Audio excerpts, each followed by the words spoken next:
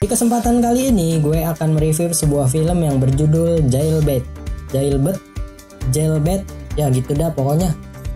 Film ini mengisahkan seorang wanita cantik yang masuk penjara karena tak sengaja membunuh ayah tirinya.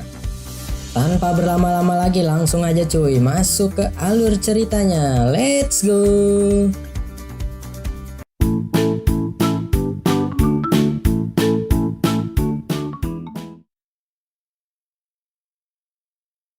Cerita diawali dengan memperlihatkan seorang wanita bernama Anna Nix yang sedang bermain selo. Tak lama, Anna dihampiri oleh ayah tirinya yang sedang dipengaruhi minuman beralkohol. Di sini diperlihatkan bejatnya seorang bapak yang memaksa anaknya untuk melakukan mantap. Tanpa sengaja Anna menendang sang bapak sampai terpental dan tertusuk oleh benda tajam, hingga pada akhirnya sang ayah tewas. Di persidangan tak ada satu orang pun yang percaya dengan Anna, dan bahkan ibu kandungnya sendiri pun malah membela sang ayah dan mengatakan bahwa ayahnya adalah orang yang baik. Pada akhirnya Anna divonis 4 tahun penjara. Kemudian Anna langsung dibawa ke penjara gadis seusianya. Di sana Anna langsung diberi arahan oleh kepala sipir yang bernama Frank. Anna langsung dibawa ke selnya dan di sana Anna satu sel dengan seorang wanita bernama Jenny. Jenny merupakan seorang yang pendiam dan juga gemar membaca buku. Kemudian mereka pun bergegas tidur. Saat sedang tidur, Jenny melakukan senam 2 jari sambil menatap wajah Anna.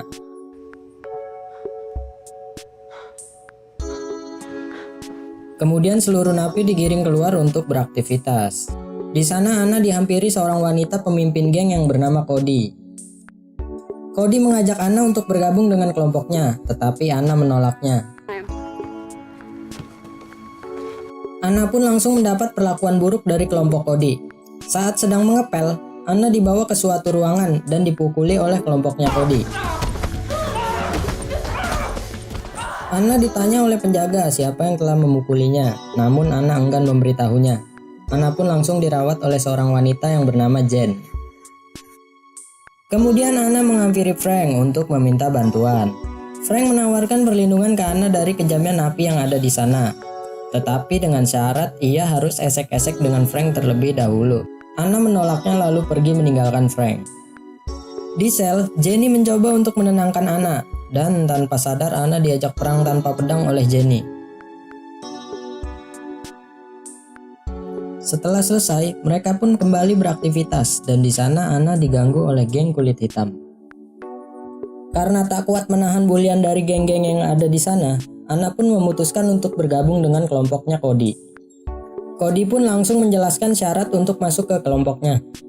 Anna disuruh memukuli salah satu geng kulit hitam sambil direkam oleh Cody. Hal itu dikarenakan agar nanti jika Anna berkhianat, Cody bisa melaporkan bukti rekamannya. Setelah perkelahian itu, Anna langsung dipanggil oleh Frank. Ya kalian tahu sendiri lah cuy, kalau udah berhadapan dengan om-om kadal bintit ini, ujung-ujungnya berbau pergenjotan. Frank menawarkan kepada Anna ia harus melayaninya atau dia akan dikurung selama 1 bulan di sel yang gelap. Dengan berat hati, Anna pun terpaksa harus melayani Frank.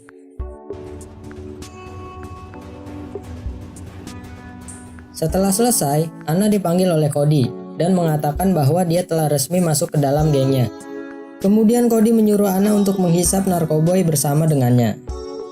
Saat sudah rada santuy, mereka pun langsung berperang tanpa pedang. Adegan berpindah di mana Anna mendapat kunjungan dari ibunya. Anna pun menceritakan hal-hal buruk yang pernah ayahnya lakukan. Namun percuma, ibunya selalu berpikir bahwa ayahnya adalah orang yang baik. Scene berpindah, Anna yang sedang mengobrol bersama Cody, tiba-tiba saja ia dihampiri geng kulit hitam. Anna pun langsung memukulnya dan terjadi baku hantam antara kedua geng. Setelah perkelahian itu, ya kalian tahu sendirilah kalau Anna membuat masalah selalu berujung dipanggil oleh om-om kadal bintit ini. Seperti biasa Frank memberikan penawaran bejat kepada Anna. Tapi kali ini beda cuy, Anna disuruh menghisap narkoboy dulu biar rada santuy genjotnya.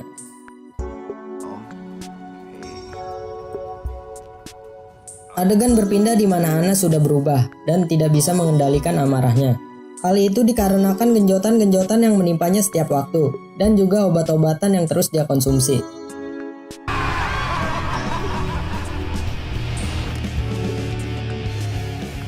Hingga pada akhirnya Cody menghampiri Anna dan menyuruh Anna untuk berhenti mengkonsumsi obat-obatan. Kemudian Anna yang sudah depresi mencoba untuk bunuh diri, namun rencananya berhasil digagalkan oleh salah satu penjaga di sana. Anna pun mendapatkan perawatan rehabilitas bersama dengan orang-orang sepertinya. Setelah pulih, hari-hari Anna selalu diintimidasi oleh kelompoknya Cody.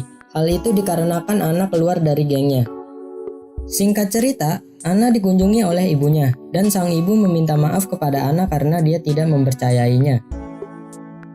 Kemudian Anna dipanggil oleh Frank untuk memainkan cello, karena nantinya Anna akan tampil di pertunjukan bakat para napi.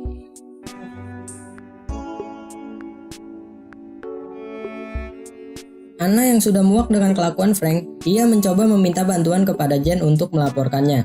Namun sayangnya rencana Anna diketahui oleh Frank melalui CCTV. Frank pun langsung menyuruh seorang napi untuk membunuh Jen.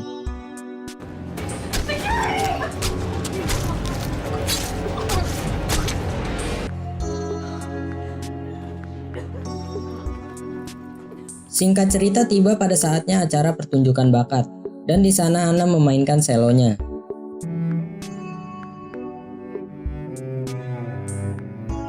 Setelah acara selesai, Frank menghampiri Anna dan mengiming-imingi kebebasan dengan syarat Anna harus digenjot terlebih dahulu. Anna pun terpaksa harus melayani Frank saat itu juga.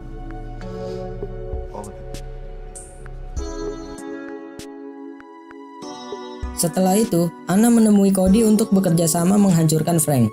Anna pun meminjam HP kepada Cody agar nanti saat dia sedang mantap-mantap dengan Frank, ia secara diam-diam akan merekamnya. Mendengar hal itu, Cody pun setuju untuk bekerja sama dengan Anna. Tibalah saatnya di mana Anna dipanggil oleh Frank untuk berkaraokean ria. Anna pun secara diam-diam merekam kejadian saat ia berkaraoke.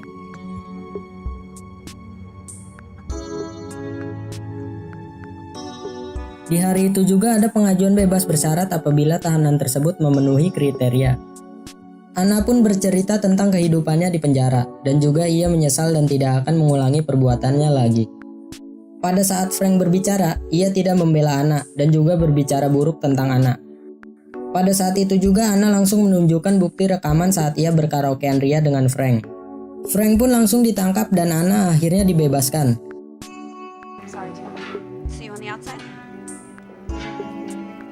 Sesampainya di luar, Anna langsung disambut oleh sang ibu.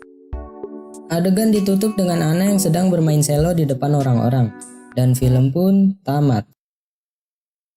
Jadi cuy, kesimpulan dalam film ini adalah jauhilah narkoba dan bergenjotlah dengan gaya kura-kura, karena itu nanti akan berdampak di masa depan.